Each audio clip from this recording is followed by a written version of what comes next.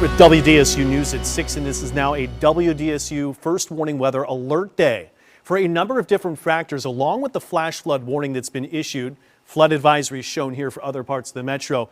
We now have high wind warnings and wind advisories issued for this part of the system. I was making an attempt here to tweet this out just a little bit ago about this. Let me see if I still have things working correctly. So here it is. I know it's kind of yellow on yellow here for us, but this is the area of low pressure for us that we've got in this particular case here for us, where we've got it spinning around and giving us tremendous winds, possibly upwards of over 50 miles per hour. So again, this is the low pressure right here. You can see it spinning around, and this is almost like a tropical system. It's not. But we've got some really strong winds in the outer bands now just coming into the metro. So along with the very heavy rain and totals that are beginning to stack up, these almost outer bands coming right through right now. Be prepared here, West Bank, Tarrytown, Algiers. It's already through. This will be over the river into Algiers, or into Arabi before you know it, Chalmette. This will be New Orleans East, and then getting into the Garden District, those outer bounds, gusty winds, CBD, and that's coming through Mid-City to Gentilly as you know it, along with rain rates here 2, possibly 3 inches per hour.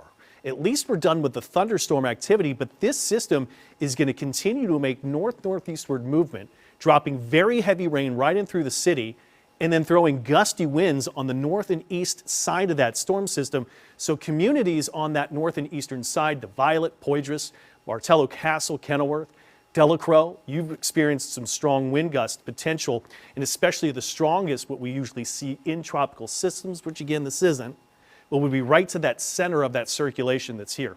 Let me give you a wider view to this, and you can see that we've got those high wind warnings in effect here until midnight. We also have the wind advisories now in place also until midnight. But really, that's not for Raceland, it's not for Lockport, it's not for you, Houma or Thibodaux. It's for really centered close to that area of low pressure now that's developed out of this very strong storm system that's all come together just right in the last hour. So flash flood warnings is the most important part for most of us till 9:15. And then we've got that high wind warning through midnight, especially as this low will track right on through southeast Louisiana. Eventually Slidell, you'd be in path of this, Picayune too. So this has become a situation where just very last minute, we have a lot of things going on. So right into our short-term forecast for you, and this lines up pretty well.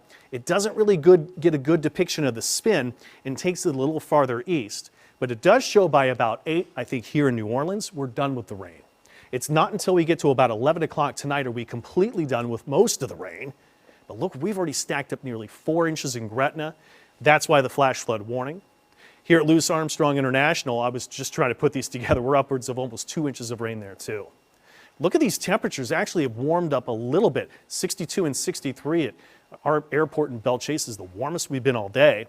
And just these sensors, or at least the location of where these reports are coming, not strong winds just yet, but they are very, very strong just right around that center of low pressure.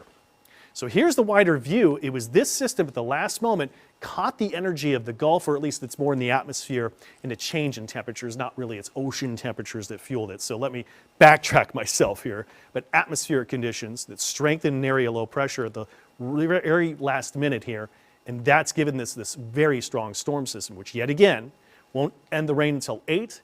Won't end all the rain until we get closer to midnight here tonight.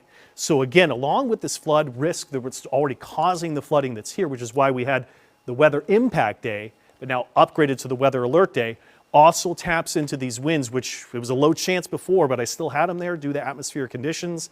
Now we've got weather alert days because of the heavy rain and the strong winds. After midnight tonight, it all goes away. Sunday's looking much better. Temperatures waking up to around 50. We're going to get the cloud cover in the morning to start to fade away, but there is a chance as we start to warm up, we get a couple of isolated storms that start to fire. So I haven't completely taken away rain chances for Sunday. Most of our parades should be okay. And look at the temps, fairly comfy, 60s. So the uptown parade set to roll clouds early, and then we have that slim chance of storms. Crew of Barkus, we're looking good here too. And then we get into next week, things are actually looking much better. But quick look at this Mardi Gras forecast. Unfortunately, yet again, right in through the weekend, cold front kind of sets in. We're in a warm sector. We bring in some rain chances. It's kind of gray. It's kind of ugly yet again, and fog potential. But a front might come through right from Lundi Gras to Mardi Gras at the right time. So Mardi Gras day starting to clear out. Remember, WDSU first warning weather alert day for the flash flood warning till 9:15. for the high wind warning and wind advisories till midnight. In those areas right around that spinning low that is yet to move through, we're going to keep you updated all night long on that.